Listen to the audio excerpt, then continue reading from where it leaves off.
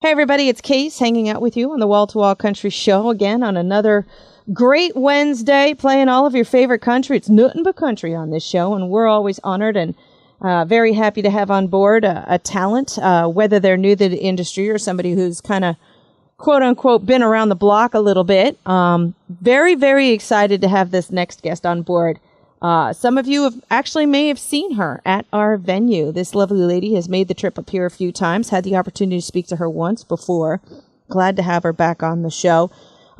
She's been known in the past as the new Queen of Bluegrass. She still holds that title in my book as a Queen of Bluegrass. Very multi-talented, award winner, singer, songwriter, puts on a hell of a show when she is here at our home, the Penn's Peak venue. Please make welcome. So excited to have Rhonda Vincent on my show today. Hey, Rhonda, how are you?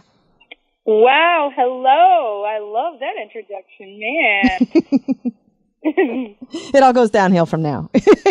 Oh, no. But yeah. Thank you so much. I love the venue. We've been there a couple of times, and we hope we get to return sometime, and thanks for having me here today. Yeah, I am very excited to have you, and I know sometimes when you're here we try to hook up, but it's always like a busy kind of crazy schedule, so it was nice to kind of have you on an off day where you're not, Yeah, it's, when we're touring, it's difficult to add extra things into the day. So, right. Yeah, this is great. Yeah. So we're so glad to have you on board. But what I'd like to do is, real quick, you have an amazing history of music in your life. You've got some amazing talent throughout your whole family. And what I'd like, first off, before we get into some of the new stuff that's going on with you, Rhonda, is maybe just a little recap and remind people or give people a little background information about how you got to where you are. I mean, you're so multi-talented, but you come from a talented base. And I'd like people to know a little bit about that. Well, I mean, I grew up in a musical family up in northern Missouri, and, it was a way of life, and it's pretty much a continuation of that life. We had a television show, a radio show, made our first recording when I was 5 years old. So though it was, something that my family, there was a love first of the music, and traced back 5 generations of the Vincent family. Music has been very prevalent.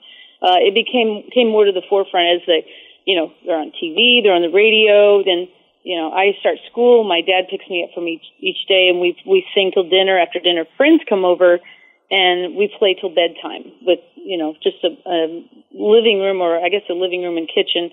It would be at my grandparents' house, just one house away. So it was a very intense life of music, and I thought everyone was at their house doing the same thing. I thought that's where you were. You were at your house, and friends were coming over, and you were playing, and, then I learned to play the mandolin. Dad would say, "Take it, Rhonda."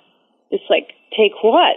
Yeah. So then you learn to play. He would, show us one song, and then from there, it was up to us. We didn't really have any formal training or lessons. It was on-the-job training. So, this life of music, and we traveled the world. It eventually became my mom and dad and I, and then my 2 brothers came along. Before that, it was my mom and dad, grandpa, aunts, uncles, cousins, and friends. Mm-hmm. And so this is something that just kind of evolved, and the next thing I know, it's like, because people would say, when did you know? When's the moment you said, you know what, yeah, this is what I'm going to do? I didn't really have that until just about 5 years ago, and I said, wow, this is what I'm doing. This is what I'm going to. You come out of college and they say, everyone is pressing you. What are you going to do? What are you going to do with your life? Where are you going to? And that really wasn't the case here. It was just kind of, we were touring, and it's just something that really evolved. It was so natural, and it's really what I love. Mm-hmm. Mm-hmm. Oh, and it's really, I think it shows. It shows in your performances. People can see that, you're just beaming with music, and they get that feeling, and they get that interaction. And your audience is responding to that in so many different ways. I mean, I know when you're here, people just love when you're here and your music, and they're up off their feet, and they're just loving what you do. And it's almost like you can almost play anything and sing anything. They always say, oh, you can sing the phone book and you can play any instrument. Oh, yeah. And it's just amazing to me how you can just remember all the different chords. People don't realize how difficult it can be from instrument to instrument to instrument.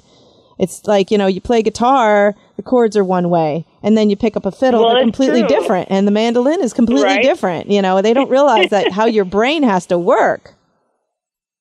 Yeah, well, and you know what people say, you know, what do I need to do, or I want to be in the music business, and it begins with that training and with that, you know, make it so natural that you don't even have to think about it. You get on stage and, you know, if you switch instruments, I mean, everybody that I travel with, I'm so fortunate to travel with this world-class musicians, and they are like that. They can switch instruments almost every song, and they play all the different instruments. They sing every part. And now that you would describe it like that, I never really thought about it because it's just what we do, you know? Mm-hmm. But you don't start out. That's the thing. I think a lot of people start out wanting to either play really fast, you know, like you learn an instrument. It's like, I want to learn to play the Orange Blossom Special. Well, that's too fast to start. You don't play that starting out, right? But you do. You perfect your craft, and you start out, and you learn one thing really well, and then you build your speed. And you know, it's not we're in an instant world, and I think that's something that's missing because it takes time and it takes experience to teach your fingers and to get your brain, I guess, to work in a way that it will transpose into whatever key and whatever instrument. Yeah. I mean, I know myself, I play guitar a little bit, you know, and I was getting guitar down, I was getting the chords down and stuff. And then my dad happened to find my dad and my mom were a little bit musical, nowhere near your family, but a little bit. And my dad had a fiddle and he had it all redone and everything. And he gave it to me and I'm like, oh, I'm going to learn how to play the fiddle. Well, let me tell you something. That thing sounds like I'm killing a cat because the chords are different. The way you do it, and then forget the bow part. I can pick it a little, but forget the whole bow part. You know, I'm like this, and everybody's like, "Oh, the fiddle/violin." I guess it all depends on the kind of music you play on it or whatever. But right, it is not easy for someone to have guitar, which seems to come a little bit easier. Guitar chords aren't that hard, at least not a lot of the bass chords, you know, that you can play just about any song with. And then you try to switch it over to the fiddle and you're like, holy crap, it's all crunched up and there's only 4 strings and your little fingers are like, and like I said, then forget the bow part because it's like my husband was, I tried practicing playing a few songs and he was like, you need to go out in the garage. Oh, well, you know what? That's a whole nother ball game. I mean, there are so many elements. It slaves me. I play, but once Hunter Berry joined the group, it's like, you know what? Let's let him do that. I join him and twin some songs, but it just slays me. The fiddle is something you have to play every day and spend hours playing to really adapt. It's almost like a golf swing. You have to get your bowing arm, and people think, you know, you're not just sawing across these strings. There's a technique in the way that you put your fingers on the bow. Mm-hmm. It's the pressure that your finger, and it's not a hard pressure, but it's not a light pressure either. It's finding that absolutely perfect pressure that your index finger really is giving as you draw that bow across the strings. And it's like, it's not something easy to do. And I totally understand because, you know, I pick it up and it's like, man, I'm going to play a fiddle tune I played 20 years ago. And it's like, where did that tune go? I can hear it in my head and my fingers want to play it, but to get the bow to do the right technique, it's just something very, very different, and it requires a lot of work and a lot of rehearsal to do. Yeah, my bow bounces across the strings a lot. Bounce, bounce, bounce, bounce. Well, and just the tension of the bow. Yeah. You know, if it's too tight, and I've seen some people that have their bow so tight and it bounces across there, or if it doesn't bounce, you have to press so hard in order for it not to bounce. And if I've got my bow very tight, it's gonna do the bouncing trick. But, oh yeah. Or the other day we were where were we? It's been so warm, you know, it's so hot, and the humidity has been so high. Yeah. And my bow drew up, and I no matter what, I could not, I couldn't tighten it up. So it was completely down on the wood of the bow. Yeah. And I ended up having to play the song like that. No matter how much I tightened it, you know, there was just so much humidity that it was just completely slack. Yeah. Well, humidity, hot, cold, that messes with strings too. You know, even on a guitar, it's like, you know, if it's too humid, you got to tune like after every flipping song, because it's like, oh yeah, well, it affects the action, the angle of the neck. Josh just drew up the other day. Said, man, this, the guitar, the neck is drawing up. Yeah. Things that these guys are just so in tune with their instrument, and they know every aspect of it, and things that I never thought about. And he's like, look at this neck, and it was completely drawn up. And he said, it's because of, he said, I put something in there, some sort of an element, to try to draw the moisture out of it. And I would have never even thought about that. Yep. They say they put sponges in the cases. There's a couple of ththings you can put in the cases to really help it with the humidity. Right. Well, it's stuff. usually to humidify it. Yeah. But here, in the wintertime, it's so dry. But I've never heard of him. I didn't know there was something to draw the humidity out of an instrument. Yeah. Yeah. Yeah. Those things are kind of crazy. So I totally I'm so in an admiration of people like yourself, and not to mention someone like Charlie Daniels. I'm like, oh my God, it's like you watch him play and it just blows my socks off. I'm like, okay. Oh yeah. I'm never going to get that good. Holy smokes, Batman. I'll be 120. I'm lucky if I can get it to stop sounding like a screeching cat, Oh my goodness. But I mean, and that just shows, your whole dedication to your music and what you do, and the fact that you also play, the mandolin and singer, songwriter, things all like you're like a package, and I think that's one of the very admirable things in today's music industry. And I talk to some young artists every once in a while, and they're like, okay, so what do you do? And I sing. Okay, but what else do you do? I sing. You don't play guitar? Oh. You don't write? No, I sing. I'm like, okay, you're going to have a very short-lived career, my friend. And you don't want to be mean, but I mean, you really have to have, am I wrong, Rhonda? How do you feel about that as a full package of an artist? Well, and I think it's tempered by the person. I mean, I love to greet the day with 100 things to do, knowing I may get 20 of them done, and that's not for everyone. It's like, when I get on stage, I would feel naked if I didn't have an instrument in my hand to play. And now writing is a little more cumbersome for me, but I write when I'm inspired to do so. I don't like to really force that I'm going to write, or no matter what. But I think you have to.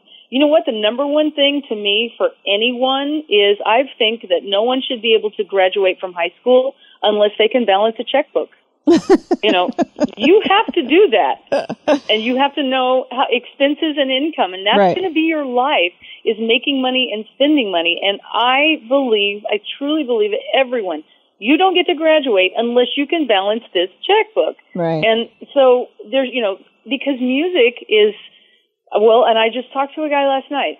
It's not only just playing the music, and it's time management. Mm-hmm. I talked to a guy who it's a new artist, and in fact, he played up in Pennsylvania. Maybe I'm selling too much, but someone that I know, a new artist, was up there recently, and he got there. It was just Murphy's Law. Everything went wrong. They had a flat on the way there. They barely made it. They get there, and they think they have 2 one-hour shows prepared, and that 40 minutes into the show, they take a break, and the promoter's going, what are you doing?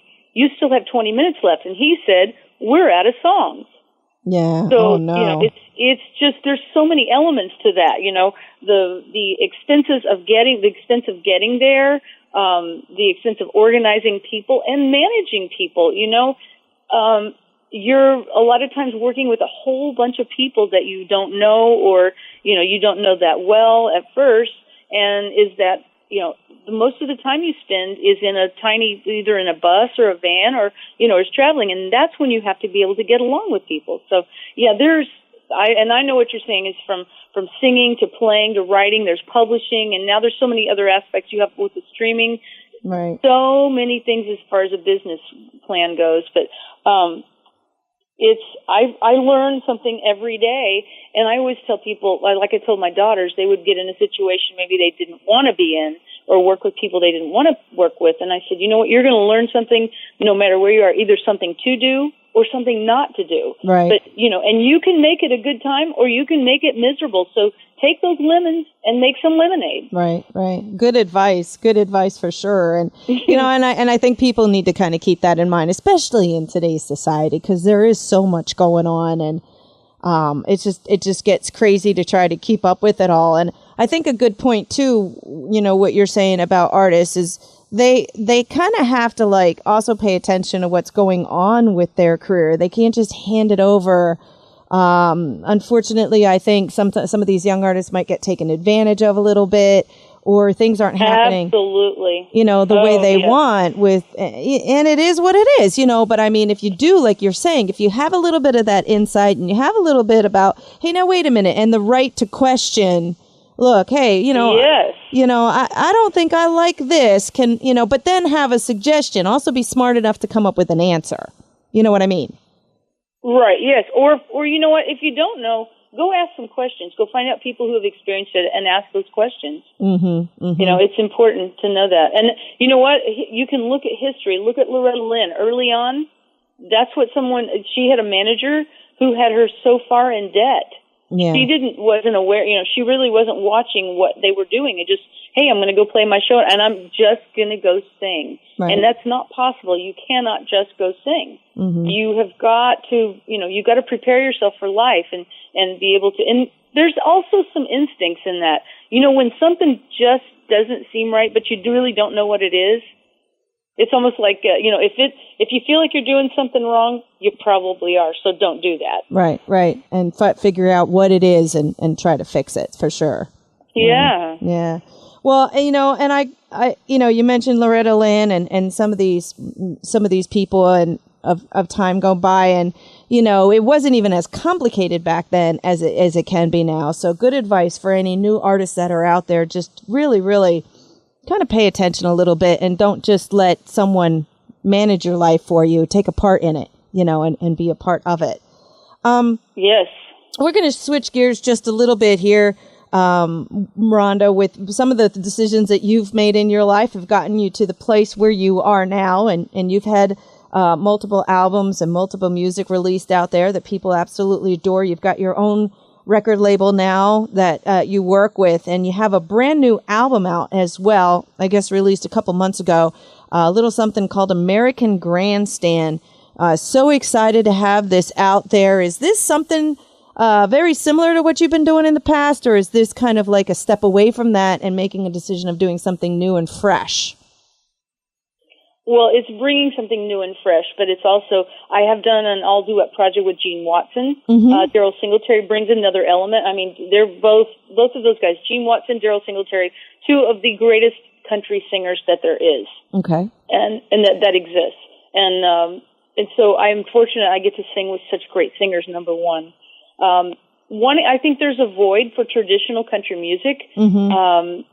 Luckily, there's the Country Family Reunion, the TV show, mm-hmm. Larry's Country Diner, and Larry, and then we do the Country Family Larry's Country Diner cruise. Mm-hmm. Want to invite everybody to come join me on that. If you can go to RhondaVincent.com, find out where we're going to be, information to join us on all of these different events. But Larry is just a flagship for traditional country music, and I kept seeing this void that no one was creating new music. And I love singing with Daryl. We had done some shows around town, or people were, we would end up at the same show, and then they would go, hey, you guys, because we did a duet on Daryl's album years ago, and they'd say, hey, you got to get up and sing, you guys got to sing a duet together, you got to sing a duet together. This has gone on for a few years now, and finally we said, hey, why don't we do an all-duet project? Mm-hmm. So what we tried to do is pay tribute to the classics. There's some classics like Golden Ring, Louisiana Woman, Mississippi Man, mm-hmm. but we also brought some brand new songs. I ended up writing by total accident the title song, American Grandstand. We had the title, thought it was a cool title for the project, but didn't have a song, and that seemed weird, and we were almost complete. It was almost done in its final stages, and I wrote this song. We had to go back in, record it, and it ends up being the title. And I'm singing it on our shows now, and I'm so amazed. I guess, we sing songs and they affect people, but when you write something, when I've written something like this, and I had a woman come up to me last week at a show after I sang that on stage, just with me and a guitar. She said, you have affected me so much. And she goes, because, I mean, this is not, I guess, a good thing, but it just still amazes me the impact. She goes, I'm leaving my husband this week. And she goes, this is my theme song. Wow. I was stunned. It almost makes me question, should I be singing a song like this? I mean, I don't think that song is the reason. It just kind of spoke to her. Yeah. She's like, you have no idea how this affected me. It's like, wow. Wow. I mean, it's kind of crazy. It's very impactful. Isn't that bizarre? Yeah. Her husband, it's like, I'm afraid to sing this. I hope this is not going out to someone specific, you know? No names. No names. That's right. Well, I mean, I didn't know her, so I don't. That's crazy. Well, not to hopefully create any more divorces. But what I'd like to do is play that one maybe as the last song, just because it is also the title track in a couple of hours. That would be awesome. When I close out my show, just to remind everybody if they might have missed it, because Rhonda, this whole thing gets played back this coming Sunday now also, and just to remind everybody about it. But we'll play American Grandstand at the very end as the title track, as well as the title to the whole brand new album that is out there, and give everybody a listen to that, which is awesome that it is, penned by you too as well. So that's kind of just gives it that extra little special. But we need to take a quick break here, Rhonda. But what song would you like us to feature when we come out of the break? I know I believe you have a single out right now. Would that be cool to play that one? That would be awesome. It is the last duet that George Jones and Tammy Wynette did together. It's become the centerpiece for this album and the first single, and it's a song called One. All right. Okay. And so you recorded this, and this is the one that's out right now. Is it have a meaning, a different meaning than you think it might have meant to them, to you? Why did you pick it? We were listening through songs. We were looking through songs, and what we would do is find a song that we sort of knew, we were familiar with. I had a guitar. We'd pull up the lyrics, and then we would just sing it, and to see how did it feel? How does it sound? That song was immediate. It had a magic about it. Then we were performed on the Country Classics at the Grand Ole Opry. It's the Opry Country Classics, and it's held at the Ryman Auditorium, which, if that's not special enough. And we did that song. The audience was an amazing reaction, and you expect an audience reaction. What we did not expect was the reaction from the musicians, from everyone who was backstage. They started running over and saying, "Oh my gosh, that is amazing, that song," and just raving about that song and our performance. And Bill Cody even played it the very next morning. Our live from the Ryman and the Opry Country Classics, he played that on WSM Radio the very next morning and talked about it. So It kind of created this buzz that you can sense that and go, whoa, this is really something special. Nice. Well, to get people a listen for it, we're going to play that right after the break. But first, we have to take a little break. Can you hang in there a little bit, Rhonda? I'll be right here. Awesome. We're going to be back with more Rhonda Vincent and a little bit more about her brand new album that's out there. It's a little something called American Grandstand. And we're going to find out how you can reach out to Rhonda if you have something that she's done that affected you, how you can chat with her, and about what's coming up for Miss Rhonda Vincent in just a minute. Don't go anywhere. More with her music, and her tune, her new single that's out there, One, right after the break. And back there, you heard that first single off the American Grandstand album, a little something called One from Rhonda. What a great song. Awesome. Rhonda, how can people get their hands on this album if they're falling in love with it? Well, it's pretty easy. You can go to AmericanGrandstand.com, RhondaVincent.com. It's available, if you order online, or iTunes, if you like to download the music. Anywhere you can find music, it's probably there. Ernest Tubb Record Shop if you visit Nashville, and so many other places. And we were excited about the music. We knew we had something special. That album debuted at number 10 on the current country album charts. Wow. And I'm talking with Chris Stapleton, Florida Georgia Line, Miranda Lamb. It was on the current country charts. Its first time out at number 10. It was number 1 on the Billboard Bluegrass charts, and it was number 1 for 3 straight weeks and on those current country charts. So it was I felt that there was some void for traditional country music, but it's really thrilling to see a traditional country album in there with the mainstream. Yeah. And I got to say, I mean, that just goes to the accolades of how good you guys are and how it is truly, resonating from your performances and how it's affecting people. And I just want to make a quick note of this. We want to talk about another one of your songs here in a second, but Richard Lynch has been my guest on my show multiple times, and it was funny because I had spoken to him, and he made a mention of your song, you guys did a duet, a little something called Mending Fences off of that album, and I read it back again, like on your bio too, and I was like, that's right, yeah, because Richard had mentioned it. He's been on my show 2 or 3 times now, and he mentioned it too, and again, he's another one of those kind of classic artist that's putting stuff out there that's new as well, but he's got that feel. You know what I mean? Yes, I do. Yes, we have a duet that's coming soon. And a video. Oh, okay. Awesome. Well, you just never know where I'm going to be, huh? You're just popping up all over the place. Country music, yeah, cruising, get a Speedo ready. That's a little too much information. Okay, so let's just move on from there. Yeah, really. Depends on who's wearing that Speedo, huh? But, I mean, I see how, you've really rubbed elbows with some really cool people and done some amazing things. I mean, just to throw it out there, you have associations with people like Dolly Parton and Alison Krauss and Alan Jackson and Tanya Tucker, who's been on my show. And just, I mean, I'm still trying to get Dolly on. So if you could put in a good word for me, that would be awesome. I'll just call her up and say, listen. I'd appreciate that. I've tried to have her on my show a couple times. Talk to you. She's a very busy lady, but that would just blow. She really is. That would blow my socks off as well. But I mean, the fact that, you work with people,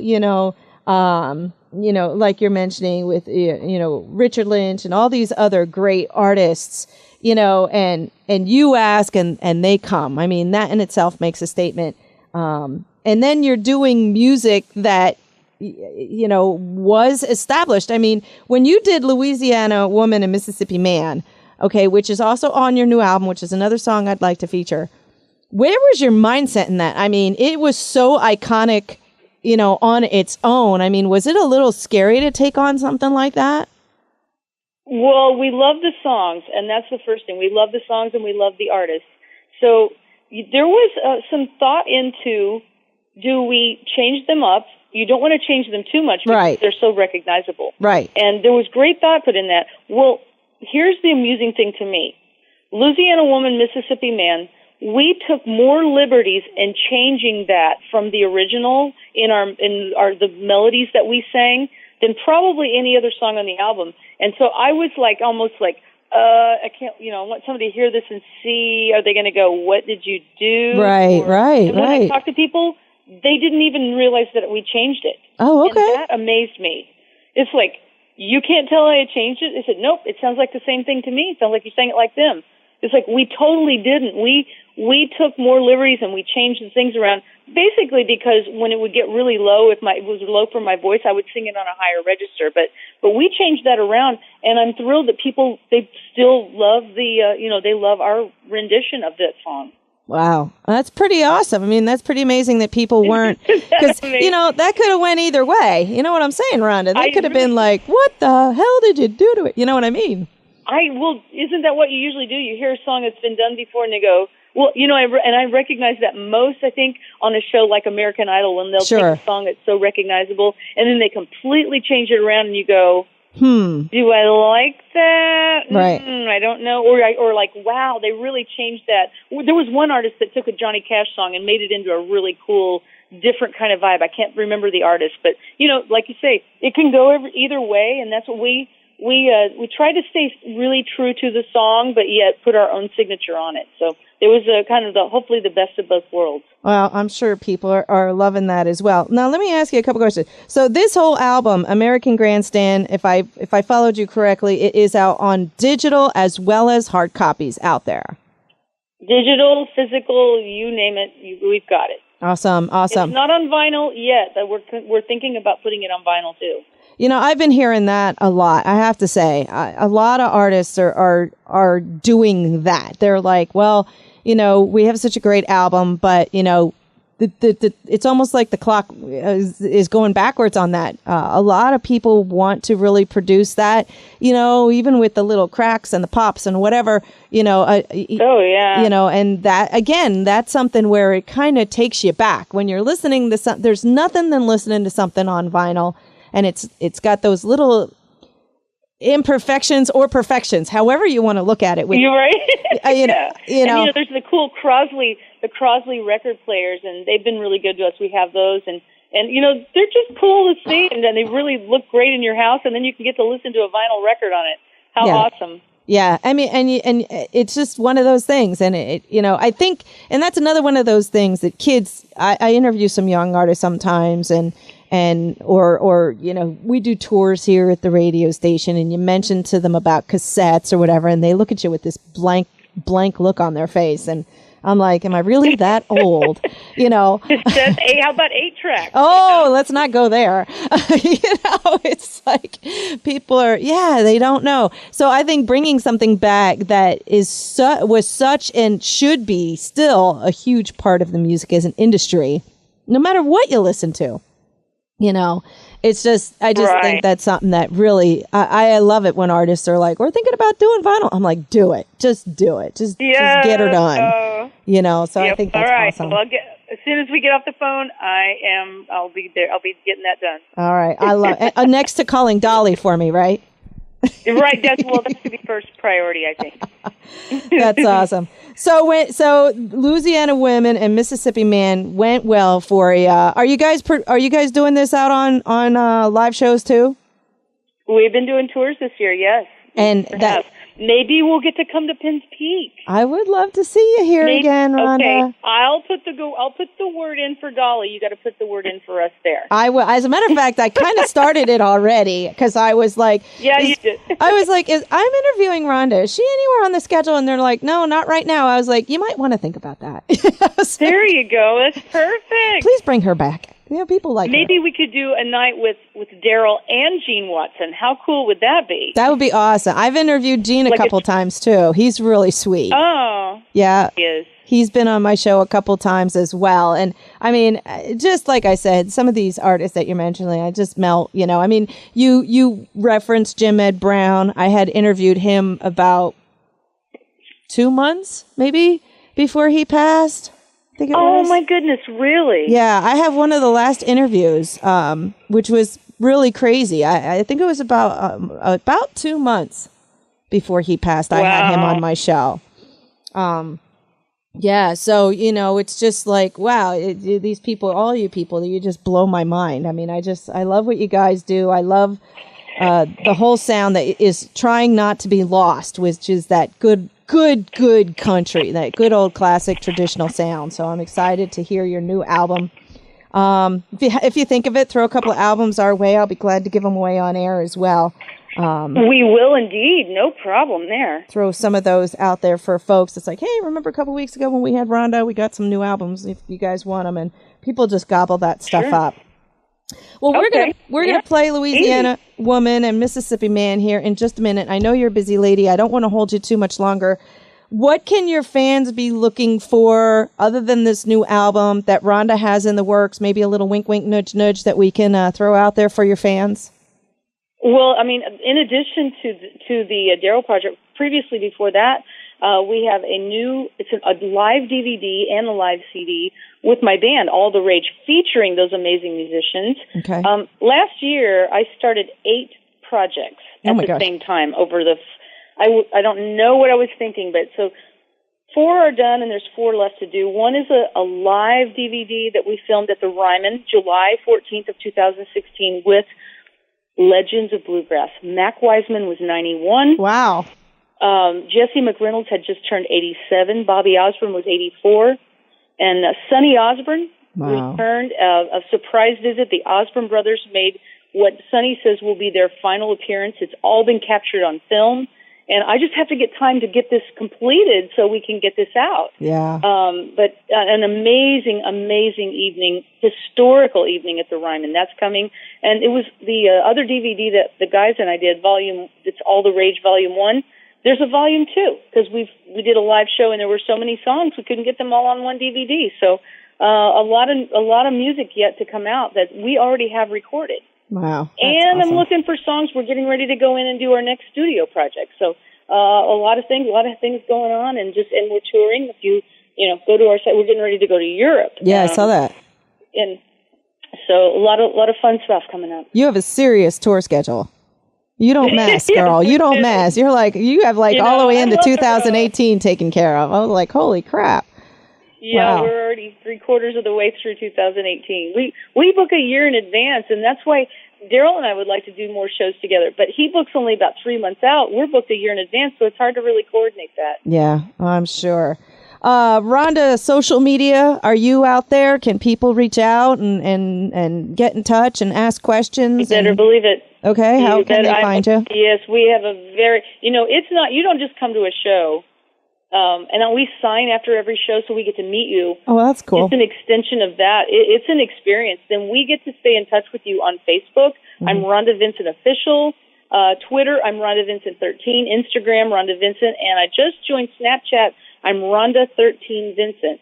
Okay. And I still haven't figured out I've been watching the Opry has just joined Snapchat and how that really works, because seems to me to be more of an individual thing. Yeah. So I don't really know how that's going to correlate to our fans, because that's really something my daughters discovered when they discovered Snapchat. They said, "Mom, you have to get Snapchat," and we can only communicate via Snapchat now, unless there's an emergency. So my day-to-day, I wake up and it's good morning, with the filter. And so every day now is I'm in a Snapchat world with my family. Okay. Well, I'm Facebook and Twitter. That's about all I can handle. So well, this is a little overwhelming. It's like, please don't come up with something else, because I'm maxed out with these 4 different things. Yeah, no doubt. Yes, no doubt. But we'll stay in touch via social media and Twitter, Rhonda. Looking forward to finding out anything new. Please keep us in mind if you do have new projects. You're always welcome back on the show, whether you're actually in the area or not. And of course, if you are in the area even, or here at the venue, studio's 10 feet from backstage. We'd love to see you make an impromptu stop at the studio. We'd love to see you. That's handy. I'll see you then. Anything else you want to throw out there before I cut you loose, Rhonda?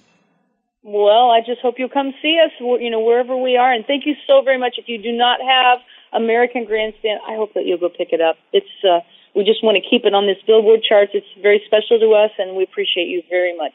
Bless you. Well, we're going to play Louisiana Woman, Mississippi Man, and don't forget to be listening for the title track coming up at the end of the show, American Grandstand, the song that Rhonda herself penned, and that's coming up in just a few hours. Rhonda, my dear, love you. You've been great. I appreciate your time. Sorry it took so long, but I know your fans are loving it, and I appreciate it, and hope to see you or speak to you again soon.